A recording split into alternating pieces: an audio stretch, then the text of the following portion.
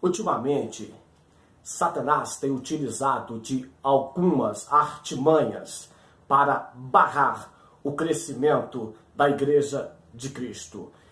Há de se levar em consideração que aquilo que impede o anticristo de se manifestar é a Igreja, a presença do Espírito Santo que habita na Igreja aqui na Terra.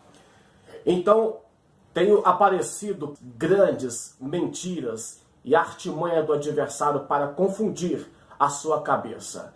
Há de se levar em consideração que estas ideias são muito prazerosas, são satisfatórias para nós. A primeira é: não precisa congregar, não precisa ir a uma igreja. Aí gera o segundo problema, porque se não pode ir à igreja, como é que vai fazer para participar do corpo e do sangue de Cristo? Então, Satanás criou a segunda heresia. Não precisa também participar do corpo e do sangue de Cristo. Nesse vídeo falaremos sobre a questão da ceia do Senhor. Primeiramente, vamos lembrar que a ceia veio de uma festa no Antigo Testamento, nós conhecemos como Páscoa. E no último dia da Páscoa, Jesus então pega o pão, parte o pão e fala assim: isto é o meu corpo que é partido por vós.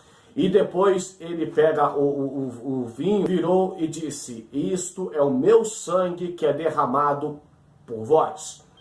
E Jesus dá uma orientação. Ele diz assim: fazei isso em memória de mim.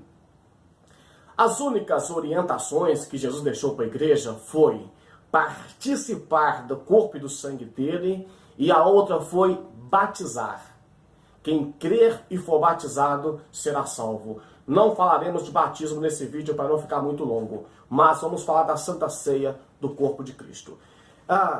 Então a pergunta é: como era a Santa Ceia, como era a Páscoa antigamente?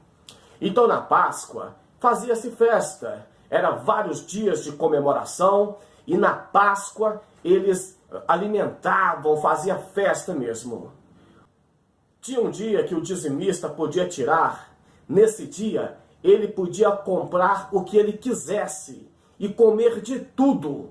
Inclusive, o texto é claro que ele podia beber vinho e qualquer outra bebida alcoólica. Isso no Antigo Testamento. As coisas passadas são sombras daquilo que haveria de vir. É por isso que, se você observar a igreja de Corinto, você vai observar o apóstolo Paulo corrigindo a igreja de Corinto, porque tinha gente que estava chapando todas na Santa Ceia e ficando bêbado. Primeira carta de Paulo aos Coríntios, capítulo 11 e versículo 21, diz assim: porque comendo, cada um toma antecipadamente a sua própria ceia. E assim um tem fome e outro embriaga-se. Um tem fome e outro embriaga-se. Sabe por quê? Porque cada um faz os grupinhos de ceia. Vamos ter uma ceia lá em casa, uma Santa Ceia lá em casa. Então fazia-se festa. Quem tinha mais dinheiro curtia mais, comprava mais coisas. E quem tinha menos dinheiro faltava para a Santa Ceia. E algumas pessoas passavam dos limites bebendo, porque utilizava-se álcool que vinha até mesmo do Antigo Testamento. Por isso que o apóstolo Paulo disse assim: não tendes porventura casa para comer e para beber? Ou desprezais a igreja de Deus e envergonhais o que nada tem? Envergonhais o que nada tem é porque os pobres não podiam participar tanto quanto os ricos, entende? Que vos direi? Louvar-vos-ei? Nisso não vos louvo. Então aqui começa o 23, que eu recebi do Senhor e tal. Aí ele repete o que está escrito em Lucas de 22, do 19 até o 20. É por isso que ele diz assim: quem tiver fome, come em casa. Então, quer fazer festa? Faça na casa de vocês. Na igreja, não. Então ele fala aqui o seguinte, ó: Porque todas as vezes que comerdes e beberdes esse cálice anunciais a morte do Senhor até que venha.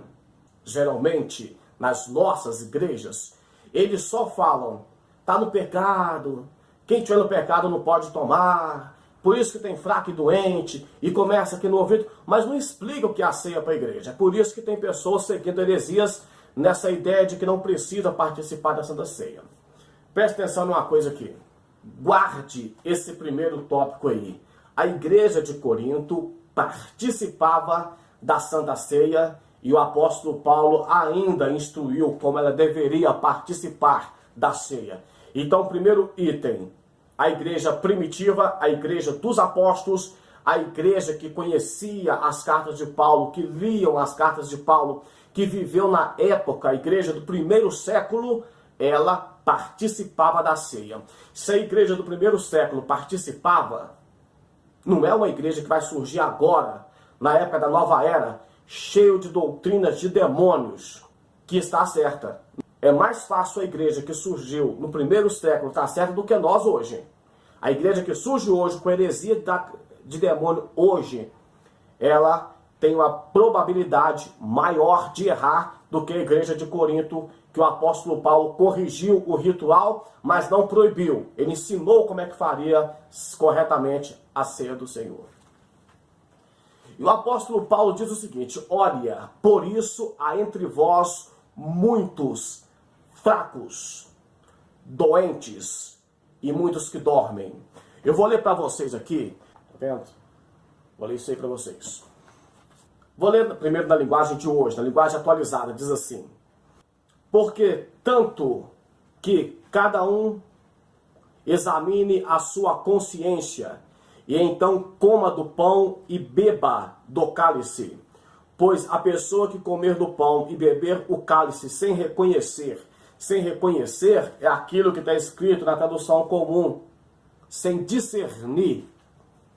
Então discernir e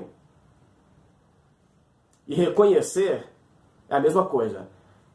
Que se trata do corpo do Senhor, estará sendo julgado ao comer e beber para o seu próprio castigo. Ou seja, eu não estarei participando do corpo e do sangue, da morte de Cristo. Eu não tenho discernimento para saber o que significa isso. O 30. E por isso há muitos de vocês que estão doentes, fracos e alguns já morreram. Na tradução comum vai dizer fracos, doentes e os que dormem. O que é uma pessoa fraco? Fraco é alguém que não tem energia, que não tem uma pessoa incapaz de produzir. Sabe esse crente fraco na igreja que anda rastejando? Pelo amor de Deus, eu tô fraquinho, ora pra mim e tal, sabe? É só Jesus, é só pela fé. Como é que você vai? Eu tô bem com Deus, entendeu? Crente fraco é porque não sabe discernir o corpo de Cristo. Segundo, doentes é pessoas debilitadas, incapacitadas e pessoas que estão caminhando para a morte. Sim. Então tem pessoas que estão caminhando para a morte. Já estão na igreja, mas estão com a mente poluída, contaminada com as coisas do adversário. Esse tipo de pessoa está um passo a morrer espiritualmente falando. Terceiro, é aqueles que já dormiram ou que morreram, de acordo com a nova tradução da linguagem de hoje. Esses aí já morreram. O que acontece com esses aqui? Quando você morre, você deixa de existir? Fisicamente, sim. Espiritualmente, não. Por isso, utiliza-se tanto no recurso de linguagem que chamamos de eufemismo, que você usa uma palavra mais branda para amenizar o impacto que aquela palavra causaria, seria o quê? Eu dizer que a pessoa morreu, então eu digo, foi para o andar de cima, passou dessa para uma melhor, ou está dormindo com Cristo, morreu. Nesse sentido aqui, a pessoa ainda existe, mas não tem mais parte com Cristo. A pessoa ainda existe, mas já está desligado do Evangelho, já está desligado do corpo de Cristo. Fracos, pessoas que estão quase ficando doente. Doente, aquelas pessoas que já se contaminaram com o pecado. E os mortos ou que estão dormindo são pessoas que já estão fora do corpo de Cristo. É o típico de pessoas que, se a trombeta soar nesse momento, ele não sobe porque está desligado do corpo de Cristo. A questão de dormir, no livro de Daniel, no capítulo 12 e o versículo 2, diz assim: muitos dos que dormem no pó da terra ressuscitarão. E nós lemos também, eu vou até ler para vocês aqui, em 1 Tessalonicenses capítulo 5, diz assim: mas vós, irmãos, que já não estáis em trevas, para que aquele dia vos surpreenda como um ladrão, porque todos vós sois filhos da luz e filhos do dia. Nós não somos da noite e nem das trevas. Não durmamos, pois, como os demais, mas vigiemos e sejamos sóbrios. Porque os que dormem, dormem de noite, e os que se embebedam, embebedam-se de noite. Mas nós somos do dia. Sejamos sóbrios, vestindo a couraça da justiça.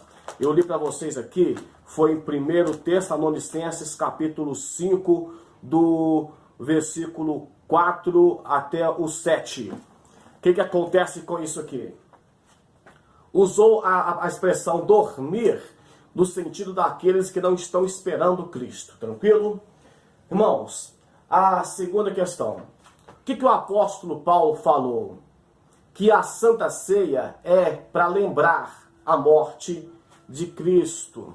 1 Coríntios 11 e o 25 diz assim: semelhantemente, também, depois de cear, tomou o cálice, dizendo: este cálice é o novo testamento do meu sangue. Fazei isso todas as vezes que beberdes em memória de mim.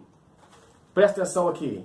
A Santa Ceia é para lembrar de Cristo. Lembra de quando ele criou o homem juntamente com as pessoas da Trindade?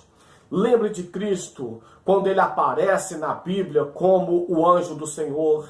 Lembre de Jesus quando ele nasce um menininho, quando ele foge com os seus pais para o Egito, quando ele volta do primeiro milagre. Lembre de Jesus ensinando as parábolas. Lembre dele na cruz do Calvário. Lembre dele dizendo: Pai, está consumado, em tuas mãos eu entrego o meu espírito. Lembra do Senhor quando ele ressuscita no livro de Apocalipse, capítulo 1 e 18, diz assim: eu morri, estive morto, mas estou vivo e tenho as minhas mãos a chave da morte e do Hades. Lembre quando ele ressuscita e fala: me dado todo o poder nos céus e na terra. Lembra dele quando ele diz que vai voltar para buscar a sua igreja. Lembre dele quando o apóstolo Paulo diz que a cédula que era contra nós já foi cravada na cruz. Isso é discernir o corpo de Cristo. Crente que participa da Santa Ceia é crente forte. É crente que não desvia fácil. É crente que não ouve lorota no ouvido. Primeiro item. A igreja primitiva participava da Santa Ceia. Segundo item, é para relembrar a morte de Cristo, ou para relembrar de Cristo. Lembra quando Jesus foi lavar os pés dos discípulos e Pedro falou para ele assim: olha, você não vai me lavar. E Jesus falou para ele assim: se eu não te lavar, você não tem parte comigo. Aí Pedro fala assim: então lava tudo então, lava o corpo inteiro. Aí Jesus vira para Pedro e fala assim: vós já estáis limpo pela palavra. Quem está limpo não precisa de lavar senão os pés. É para isso que nós participamos da ceia, na nossa caminhada, nós pegamos algumas poeirinhas, algumas sujeiras que o mundo vem trazendo. Você perde a paciência com um, você fala um palavrão com outro, você fica triste com outra coisa, ouve o que não deveria ouvir, vê o que não deveria ver e pensa o que não deveria pensar. Então na Santa Ceia é hora de você fazer um auto-julgamento. Aí o apóstolo Paulo diz assim, 1 Coríntios 11:31. Porque se nós nos julgássemos a nós mesmos, não seríamos julgados. Mas quando somos julgados, somos repreendidos pelo Senhor para não sermos condenados com o mundo. Então a Santa Ceia é um momento em que você faz uma autoanálise da sua vida e é o momento que você se julga para não ser julgado.